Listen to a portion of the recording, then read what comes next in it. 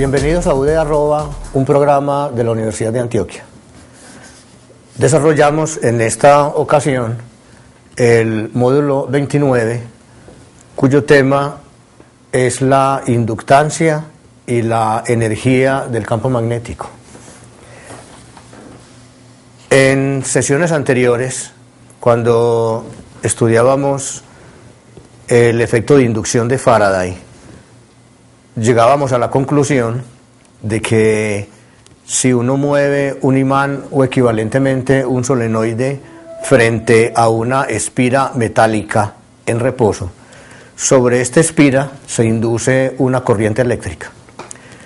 Y veíamos además que la dirección de la corriente depende de si el imán se acerca, caso en el cual la corriente va en la dirección que se anota en el dibujo, y si el imán se aleja, la corriente invierte su dirección en la espira. Ahora bien, el efecto de inducción lo vamos a extender hacia lo que llamaremos autoinducción. Esto significa que vamos a considerar una espira con corriente. Esta corriente está provista por un generador, en este caso particular, por una batería que provee corriente alterna. De manera que la corriente que circula por esta espira metálica es una corriente que cambia con el tiempo. No hay en los alrededores de la espira ninguna cosa parecida a imanes o a solenoides, sino únicamente una corriente alimentada por una fuente variable con el tiempo. Lo que es la esencia del efecto de autoinducción es lo siguiente: cuando la corriente cambia en la espira metálica, el flujo que atraviesa la espira debido al propio campo de la espira cambia con el tiempo. Vamos a decirlo de esta manera: el autoflujo, es decir, el flujo del campo de la propia espira sobre su propia área, cambia con el tiempo. Aún en este caso, y en ausencia de los imanes externos, sino auxiliado básicamente por el solo campo de la propia espira, aparece un efecto de inducción de corriente. Esto significa que una corriente variable con el tiempo genera una corriente adicional variable con el tiempo que perturba la corriente original, y de tal manera que la corriente adicional generada sobre la espira, que es una corriente que iría en dirección contraria al aumento de corriente, intenta, según lo que afirma la ley de Lenz, contrarrestar el aumento del flujo del campo magnético de la espira. En síntesis, si hay una espira con corriente variable con el tiempo, el cambio del campo magnético sobre la propia espira induce una corriente adicional que con su propio campo, según ley de Lenz, se opone a la variación del campo original de la espira.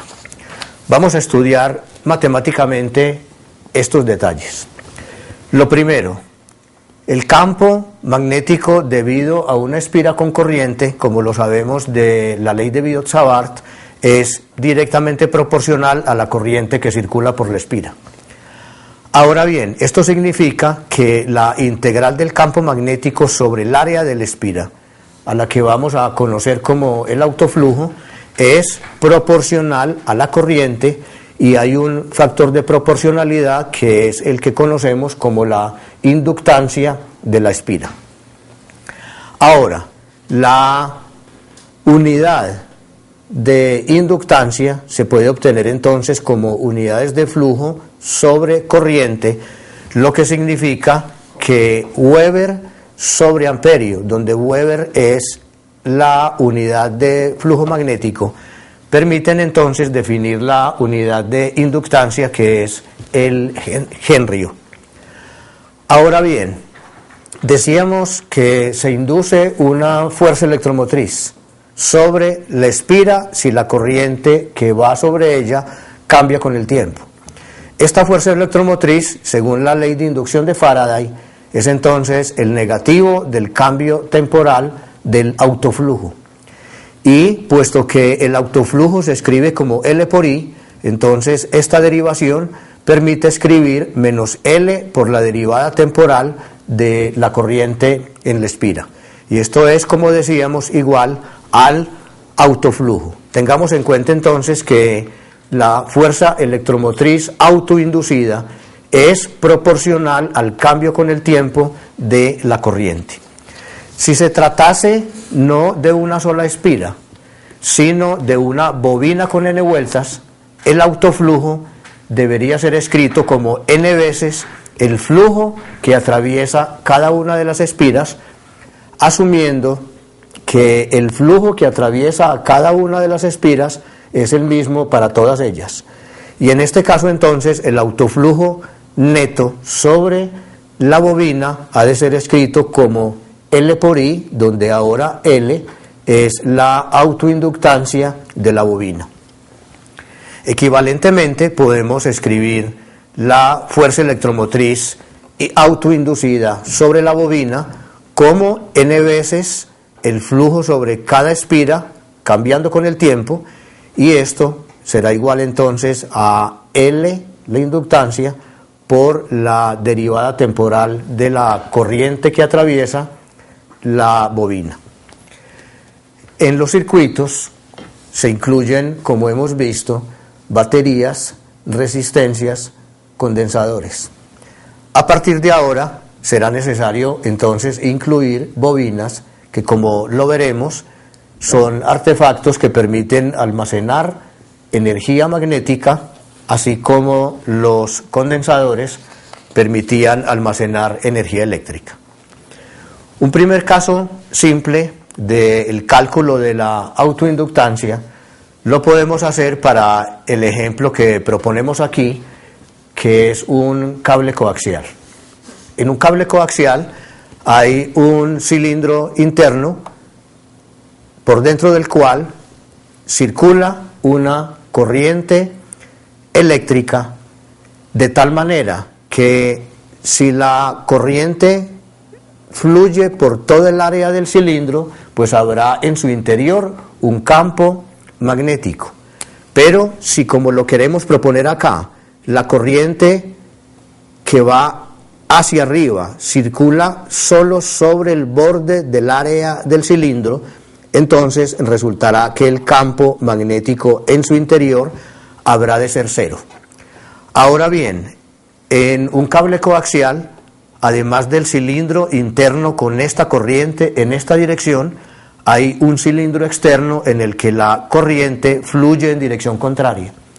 El resultado, según lo que sabemos de ley de Ampère, asegura que también el campo magnético en el exterior del cable coaxial es cero, como lo era en el interior, lo que significa que el cable coaxial, con corrientes iguales y opuestas, confina el campo magnético a la zona entre los dos cilindros.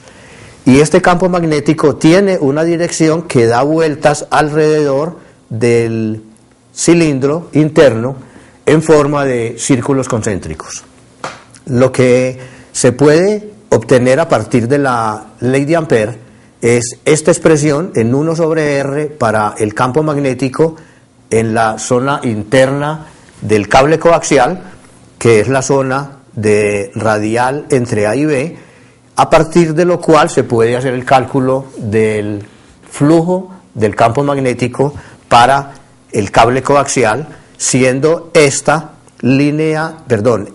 área en rojo la que es atravesada por las líneas del campo magnético. Y esta forma de ser atravesadas es perpendicularmente, y lo vamos a hacer pensando en un elemento diferencial de área ante todo, que vamos entonces a integrar entre el cilindro interior y el cilindro exterior. Resulta entonces que el flujo magnético se puede obtener en términos de la integral de dr sobre r, integrada entonces esta expresión entre A y B, lo que nos dice que el flujo del campo magnético del cable coaxial es entonces un logaritmo natural de B sobre A por un coeficiente. Y puesto que el autoflujo es L por I, de acá podemos obtener, despejando, el valor de L, que elimina la corriente en esta parte de la ecuación, en esta, y resulta un valor para la autoinductancia que es proporcional a la altura del cable coaxial y al logaritmo natural del cociente entre los radios exterior e interior del cable coaxial, siendo independiente de la corriente. Ahora bien, vamos a un tema importante que tiene su analogía en el caso de los condensadores. Habíamos dicho, un condensador es un artefacto capaz de almacenar energía eléctrica. El caso análogo en el magnetismo lo proveen las bobinas, las espiras, en general lo que vamos a llamar los inductores. Almacenar energía magnética es posible por una razón primordial, y es que los artefactos como las bobinas son capaces en principio de presentar efectos de autoinducción. Vamos a mirarlo de la siguiente manera. Cuando una bobina L se instala con un condensador y se instala con una resistencia en un circuito en el que además aparece una batería, es necesario tomar en consideración que la fuerza electromotriz total que actúa sobre la resistencia y sobre el condensador está dada no solo por la presencia de la batería, a lo que llamamos fuerza electromotriz externa, sino además por la presencia de la fuerza electromotriz de autoinducción. Es decir, este término E sub L corresponde a la FEM debida a la bobina, al inductor.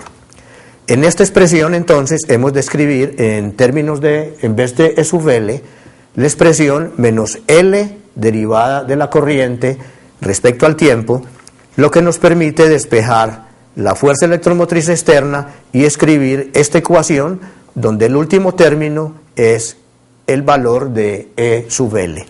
Esta expresión la vamos a necesitar en todo lo que sigue como la ecuación fundamental que rige el comportamiento de los circuitos RLC con o sin baterías. Vamos a hacer algunas variantes sobre la estructura de estos circuitos, pero la ecuación básica va a ser entonces la que determina esta línea. Ahora bien, ¿cuál es la potencia que la fuerza electromotriz externa da al circuito? Potencia es la derivada con respecto al tiempo de la energía. Y la potencia, hemos visto en clases anteriores, es la diferencia de potencial por I.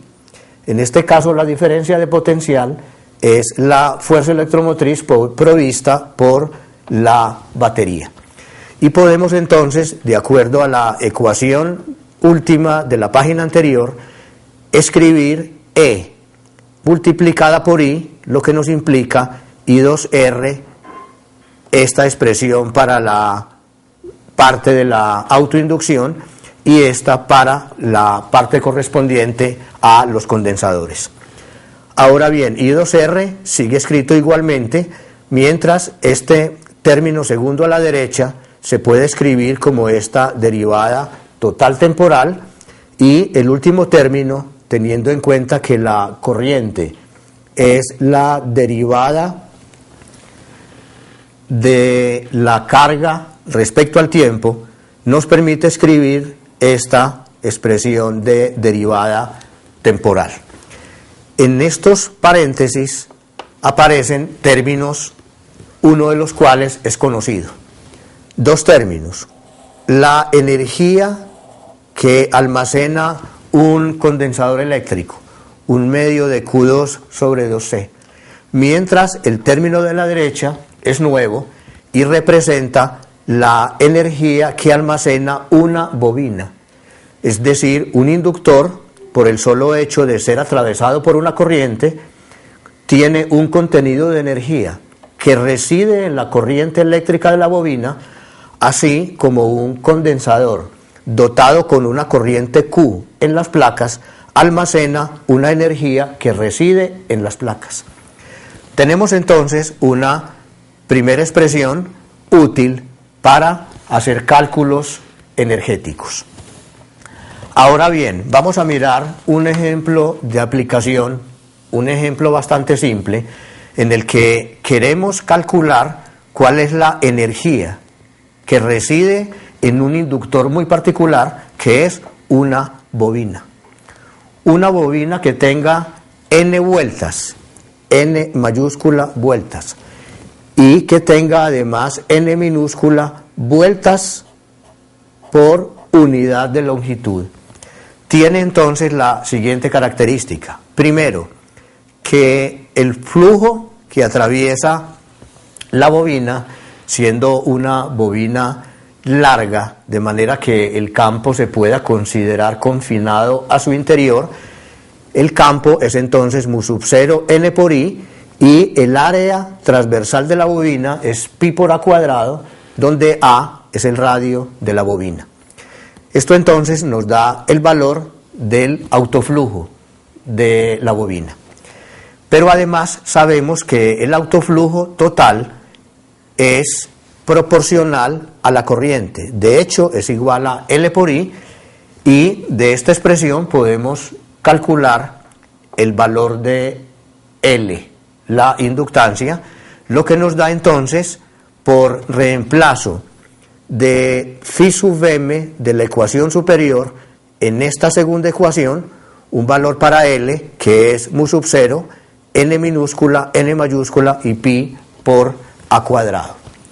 Ahora bien, puesto que sabemos de la página anterior que la energía que reside en un inductor es un medio de su inductancia por la corriente al cuadrado, basta entonces reemplazar el valor de la inductancia para obtener un valor de la energía que reside en la bobina dada por esta expresión, que se puede probar que es proporcional al cuadrado del campo magnético. Eso es bastante simple si tenemos en cuenta que I cuadrado en este renglón puede ser reemplazado por esta I de mu sub 0 n por I, que es igual a B. I cuadrado da entonces lugar a un B cuadrado y otros términos se cancelan, y se obtiene entonces una expresión que nos dice que la energía que reside en la bobina sobre el volumen, que es esta expresión, es igual a B2 sobre 2 mu sub 0. Esta ecuación la hemos obtenido en el caso muy particular de una bobina.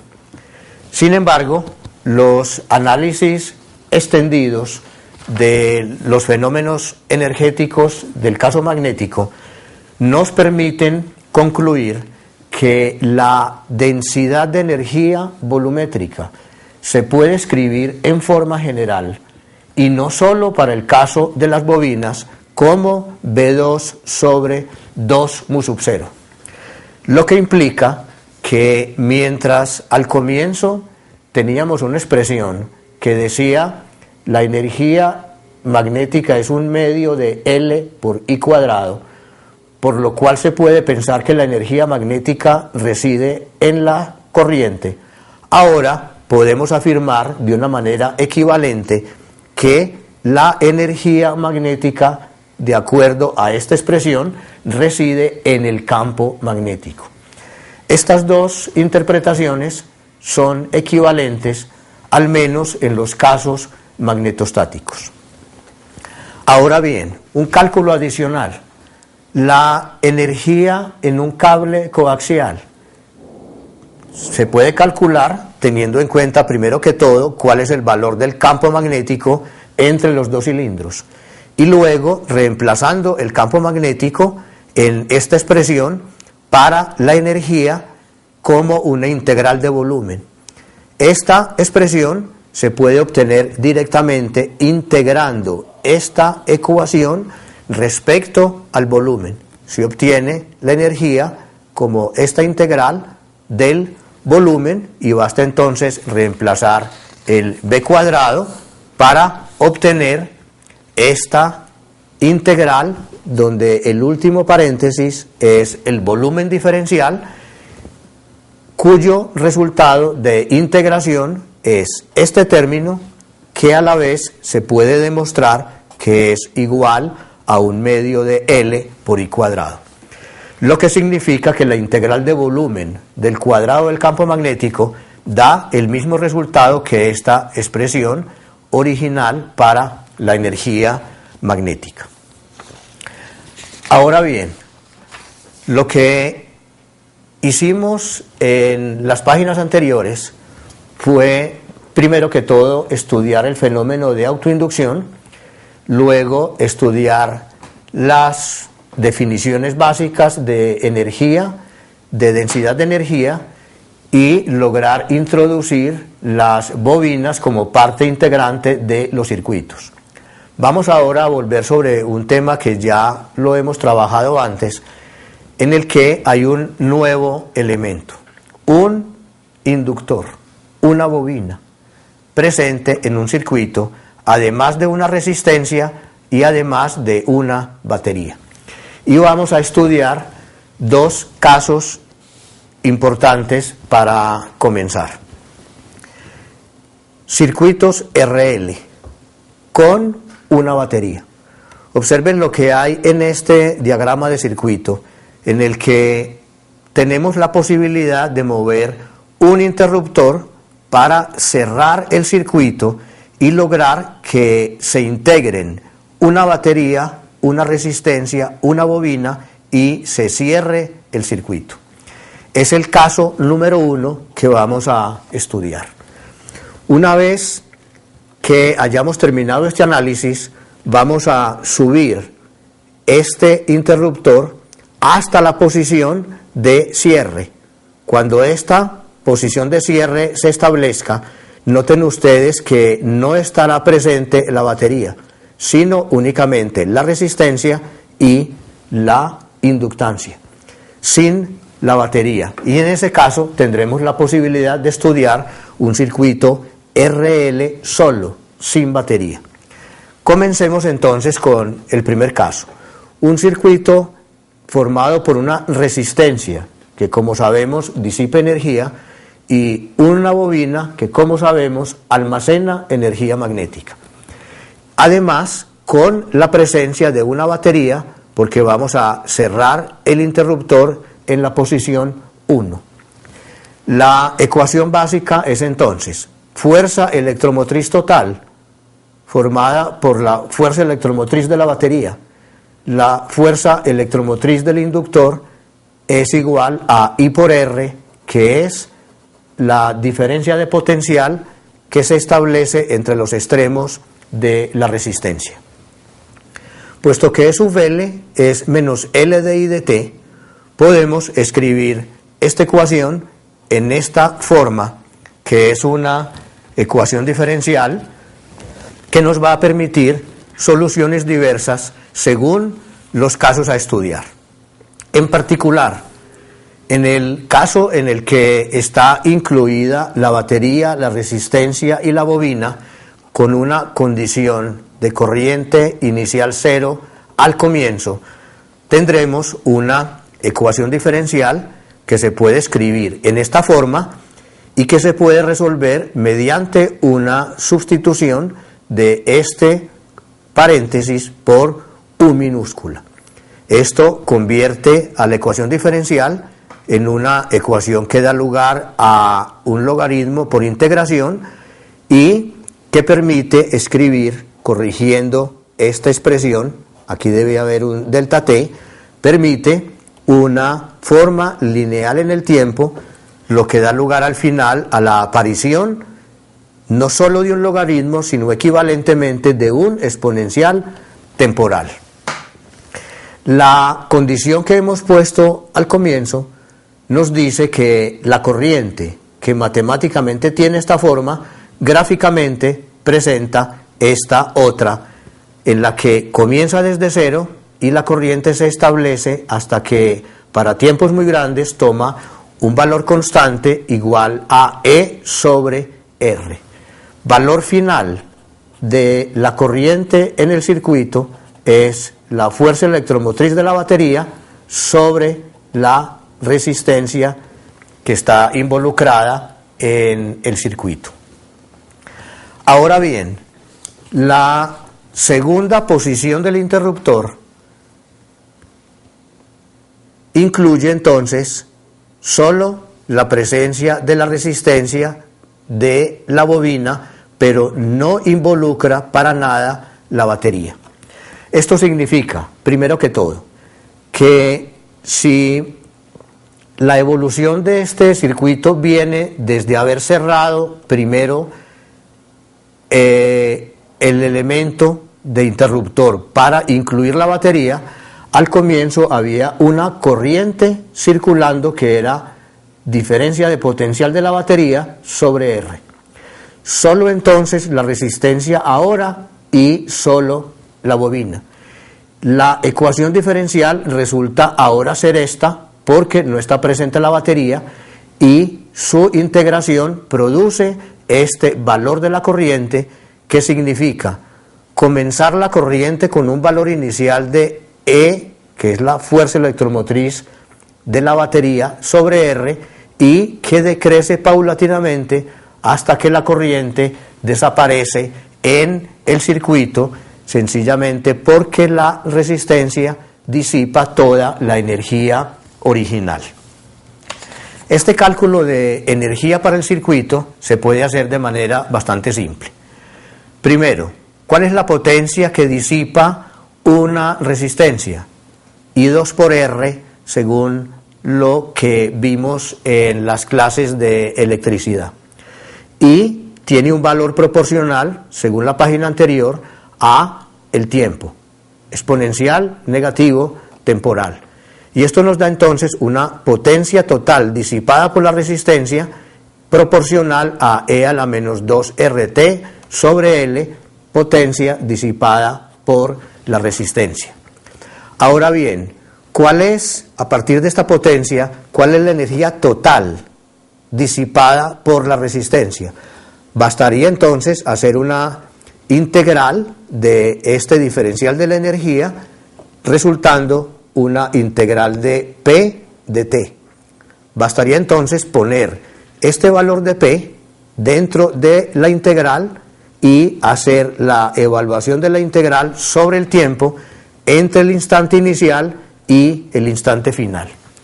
Y esto produce, por una integración muy simple de un exponencial temporal, un valor que es 1/2 E2L sobre R2, que tiene la particularidad de que este término que acabo de encerrar en negro es exactamente I sub 0 cuadrado. ¿Qué significa? Que 1/2 de L y 0 cuadrado es la energía que almacenaba la bobina. En otras palabras, estoy diciendo que la energía total disipada por la resistencia entre el momento inicial y el momento final es, mediante el proceso de integración, igual a la energía inicial que contenía la bobina. Esto es una forma de conservación de energía en el sentido de que si inicialmente la energía residía toda en la bobina y era energía magnética, la evolución temporal del circuito lleva a que toda esa energía sea disipada en términos de calor en la resistencia. Ahora bien, un ejemplo adicional de circuitos es el de LC como elementos únicos, caso en el cual se puede demostrar que aparece un fenómeno de oscilación análogo enteramente a las oscilaciones mecánicas. Tengamos inicialmente un condensador cargado eléctricamente, cargas positivas, cargas negativas sobre las placas, e inicialmente el interruptor abierto, de manera que este sistema no puede hacer que sus cargas se muevan. Cuando se cierra el interruptor, inmediatamente se cierra el circuito y las cargas comienzan a moverse, ya sea que pensemos en que las cargas negativas giran en esta dirección o que las positivas giran en esta dirección, hasta que al final las cargas sobre cada una de las placas se anula con el tiempo. ¿Cuál es la ecuación fundamental que rige este circuito? Una que afirma que solo hay un inductor y un condensador. Y puesto que la corriente es la derivada temporal de la carga eléctrica, nos va a resultar una segunda derivada de la carga y un término Q solo. Como se puede ver aquí, esta es una ecuación del tipo de oscilador armónico, donde este paréntesis 1 sobre LC es exactamente el valor del cuadrado de la frecuencia. Esto es el cuadrado de la frecuencia de oscilación del circuito, de manera que la raíz cuadrada de W es la raíz cuadrada de LC en el denominador. Si además hacemos otra cosa en esta ecuación, y es una derivación temporal, vamos a tener entonces una derivación temporal de Q, que es I, y una derivación temporal de Q, que es I. Y esto nos significa que podemos obtener una ecuación de oscilador armónico también para la corriente eléctrica. La solución a la ecuación del oscilador armónico, como lo sabemos desde el primer capítulo, es una expresión con una amplitud, con la frecuencia, con el tiempo y con una fase inicial del movimiento. Si se tiene una expresión para la corriente eléctrica, se puede, por integración, obtener una expresión para la carga, que resulta ser una forma trigonométrica seno.